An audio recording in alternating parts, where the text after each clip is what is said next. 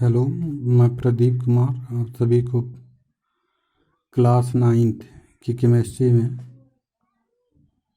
Rutherford के परमाणु model में कमियां, यह तीसरा चैप्टर है।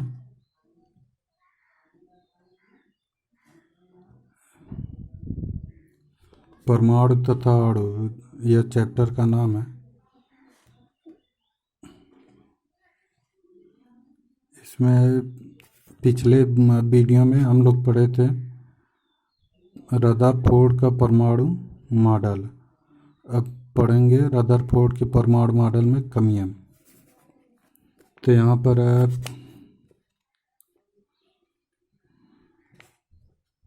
रदरफोर्ड के परमाणु मॉडल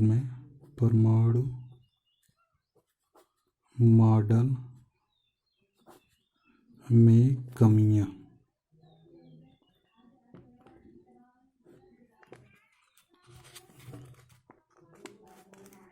रदरफोर्ड के परमाणु मॉडल में कमियां, इसको हम लोग पढ़ेंगे। तो यहाँ पर अब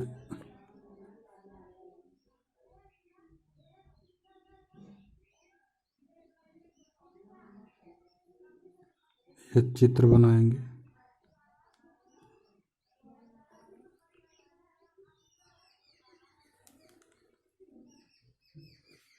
इस तरह से चित्र बनेगा। इसमें जो इलेक्ट्रॉन होता है इसी तरह से चक्का लगाता है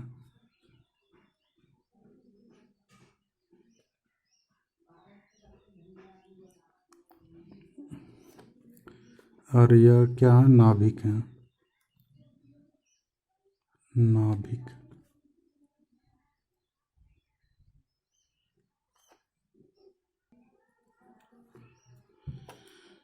तो इस तरह से क्या होता है कि इलेक्ट्रॉन चक्कर या इस नाभिक के चारों ओर चक्कर लगाता है। तो इनका मानना था कि जो इलेक्ट्रॉन चक्कर लगाता है वह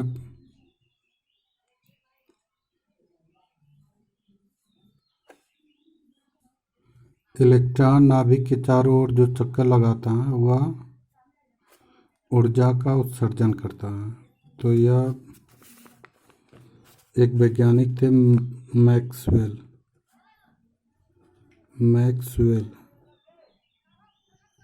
मैक्सवेल ने बताया था, इनका विद्युत गतिकी सिद्धांत होता है। उस विद्युत गतिकी सिद्धांत में इन्होंने बताया कि कोई गतिशील कण होता है, कोई गतिशील कण वह गति करते समय अपनी ऊर्जा का उत्सर्जन करता रहता है, जिसके कारण उसकी ऊर्जा में कमी होती जाएगी। इसी सिद्धांत के अनुसार रदरफोर्ड ने बताया कि कोई भी जब इलेक्ट्रॉन अपनी कक्षाओं में चक्कर लगाते हैं तो वह ऊर्जा का उत्सर्जन करते हैं और यह इलेक्ट्रॉन वो घूमते समय ऊर्जा का उत्सर्जन करते हैं, जिससे यह इलेक्ट्रॉन नाभिक के नज़दीक आता जाता है और धीरे धीरे वह नाभिक के नज़दीक आते आते नाभिक में गिर कर क्या हो जाता, नष्ट हो जाता। तो जबकि ऐसा होता नहीं है। तो यह रदरफोर्ड के परमाणु मॉडल में क्या है, बहुत बड़ी कमी है। तो इसको लिखेंगे मैक्सवेल के विद्युत गतिकी सिद्धांत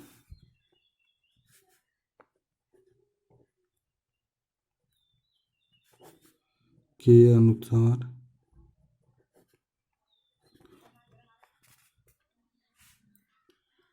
गतिशील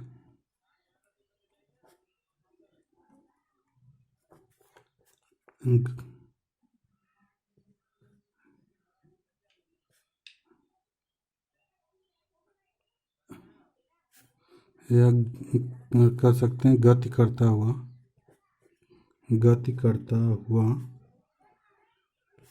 विद्युत आवेश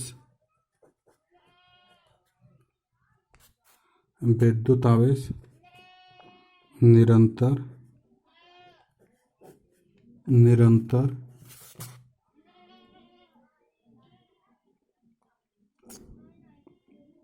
विद्युत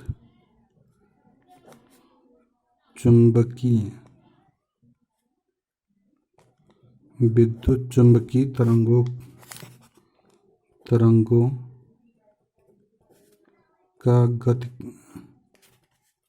का उत्सर्जन करता है,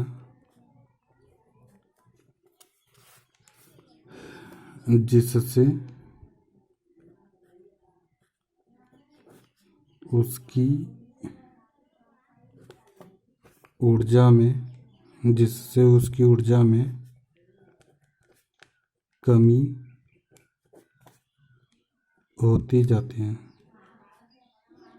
होती है।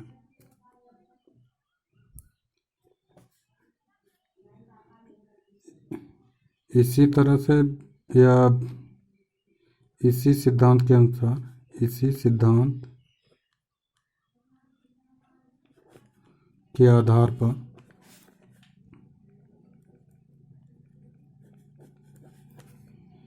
रदरफोर्ड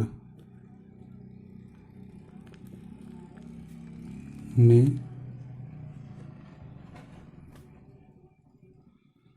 बताया कि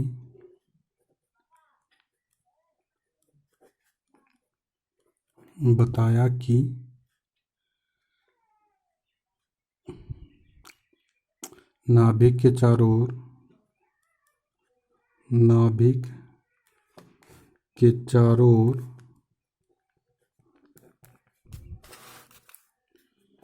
गति करता हुआ इलेक्ट्रॉन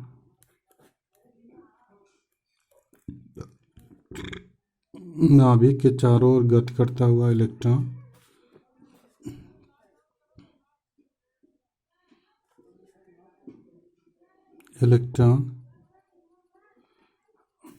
भी ऊर्जा का उत्सर्जन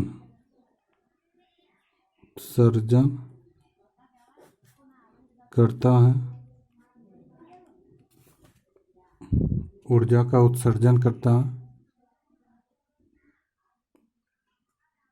जिससे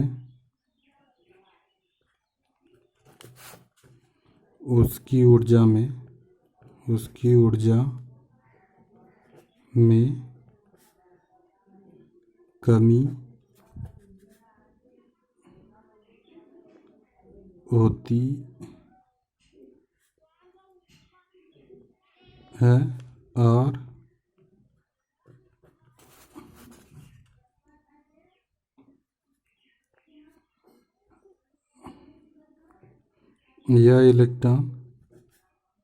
यह इलेक्ट्रॉन नाभिक के नजदीक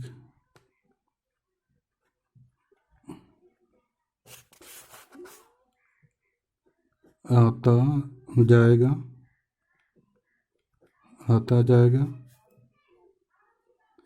और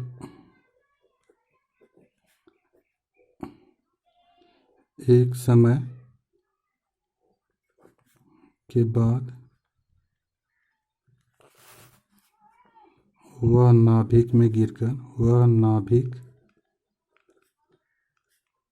गिरकर नष्ट हो जाएगा।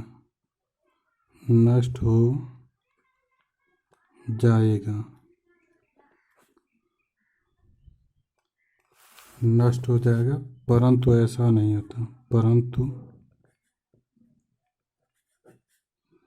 ऐसा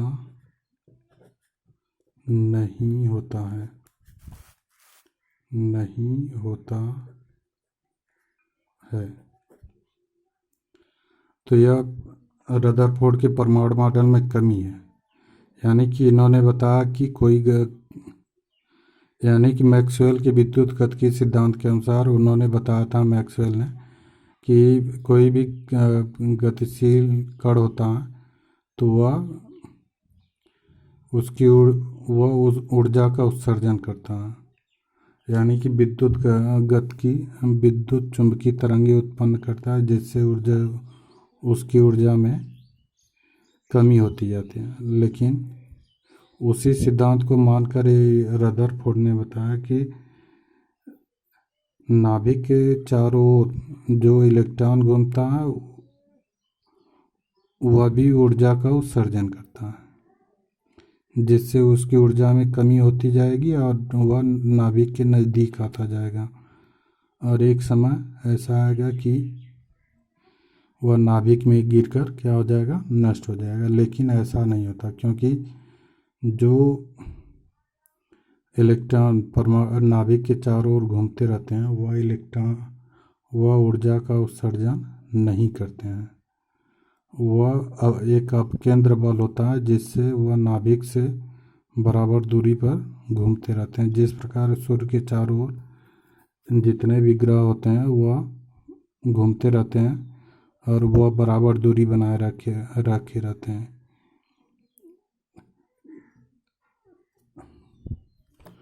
और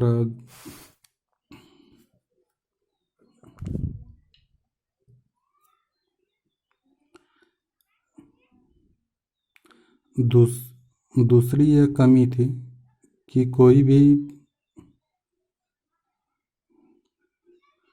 रदरफोर्ड यह नहीं बता पाए कि जो इलेक्ट्रॉन नाभिक के चारों ओर अपनी कक्षाओं में घूमता है, किस कक्षा में कितने इलेक्ट्रॉन होने चाहिए, यह इन्होंने वर्णन नहीं किया है। तो यह भी क्या है, उनके परमाणु मॉडल में क्या है, कमी है। यानी कि कह सकते हैं कि इन्होंने नाभिक के चारों ओर जो इलेक्ट्रॉन चक्कर लगाते हैं वह इलेक्ट्रॉन कितने होने चाहिए, किस कक्षा में कितने इलेक्ट्रॉन होने चाहिए, यह रदरफोर्ड ने नहीं बताया। तो यह भी क्या है, उनके परमाणु मॉडल में कमी है। तो यहाँ पर कह सकते हैं कि रदरफोर्ड ने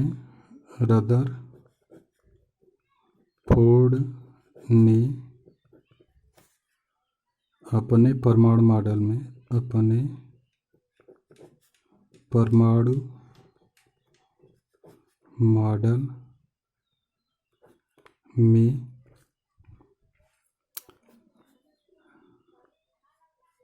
विभिन्न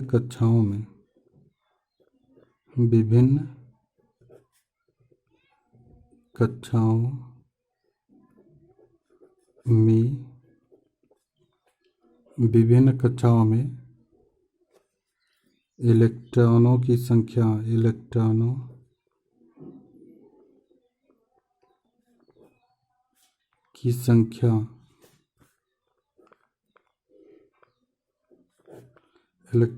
संख्या निश्चित नहीं की गई थी। निश्चित नहीं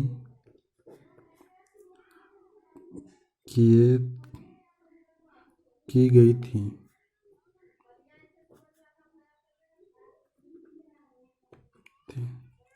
यानी कि नाभिक के चारों ओर कितनी कक्षाएं हैं वह इन्होंने नहीं बता पाया, और किस कक्षा में कितने इलेक्ट्रॉन होने चाहिए यह भी इन्होंने वर्णन नहीं किया है।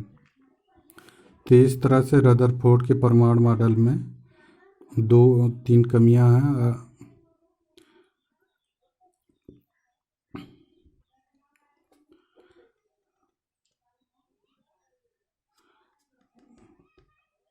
अब अगला हेडिंग होगा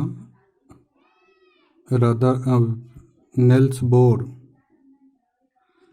बोर का परमाणु मॉडल या नील्स बोर का परमाणु मॉडल। वैसे बोर का परमाणु मॉडल ही बोलते हैं।